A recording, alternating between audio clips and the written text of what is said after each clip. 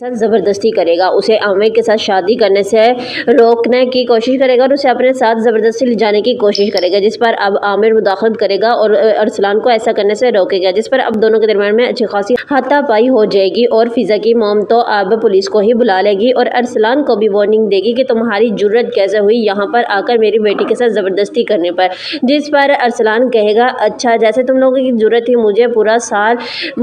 इतने सालों से खा भी रहे थे, मुझसे पैसे हड़प कर रही थी और अब जब शादी की बारी आई तो अब अपनी बेटी को मुझसे भी ज़्यादा अमीरजादे से शादी करने चली थी। मैं ऐसे तुम्हारे ख्वाब नहीं पूरे होने दूंगा, मैं तुम्हारे लालच का गड़ा नहीं भर सकता, लेकिन मैं अपनी फिज़ा को किसी और का नहीं होने दूंगा। अब फिज़ा भी काफ़ी ज़्यादा परेशान होती है और वो भी ऐसा हरगिज़ भी नहीं चाहती कि वो आमिर को धोखा दे, लेकिन अरसलान की वजह से अब सारा माहौल ही ख़राब हो जाता है और इस तरह से अब दोनों के दरमियान हाथापाई होगी, जिसका नुकसान अब फिज़ा को ही भुगतना पड़ेगा और फिज़ा की हालत काफ़ी ज़्यादा ख़राब हो जाती है, वो बेहोश हो जाएगी। जिस अब फिज़ा की मौत तो पुलिस को ही बोल देती है कि इसकी वजह से मेरी बेटी की ये हालत हुई और पुलिस अरसलान को अरेस्ट कर लेगी। ये बात जब सुफियान तक पहुंचेगी, सुफियान काफ़ी ज़्यादा परेशान हो जाएगा और अपनी माँ से कंफर्म करेगा आखिर ये फिज़ा कौन है। जायशा को डाइवोर्स देते ही इसकी ज़िंदगी में ये फिज़ा कहाँ से आ गई और उसकी खातिर